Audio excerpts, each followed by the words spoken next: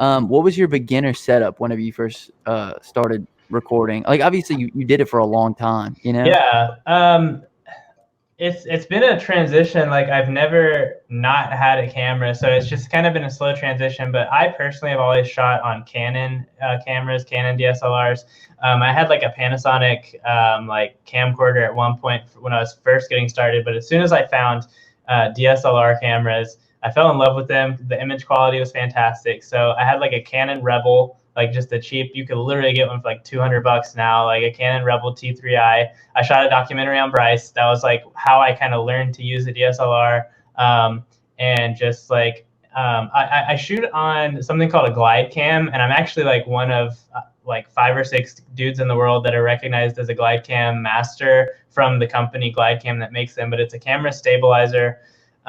If you kind of, most people have probably seen electronic gimbals by now. Like, so anytime you see a camera on basically a stick and the camera is like being stabilized and they're running around with it, so that's an electronic gimbal. But before those existed, there was something called a mechanical gimbal or mechanical stabilizer, and GlideCam was kind of the pioneering company behind this. And it's pretty simple. It's like you have a metal pole, you have a ball bearing with a handle on it, you put your camera on top, and there's weights on the bottom. And once you get it all balanced, you can move it around and the camera stays stable. But it takes a long time to kind of get good at it, and it's something that I really dedicated myself to, and I've been doing it for like 7 or 8 years. And so my early setup was a Canon Rebel T3i, a Rode shotgun mic, and a glide cam, and then just cheap lenses until I could kind of save up money and get better equipment and stuff. And then since then, I've literally just kind of upgraded a camera, sold it, upgraded, and just kind of used my camera to make money and then put that money back towards the business. I mean, honestly, that's still what we're doing today, even on a much larger scale. You know, a lot of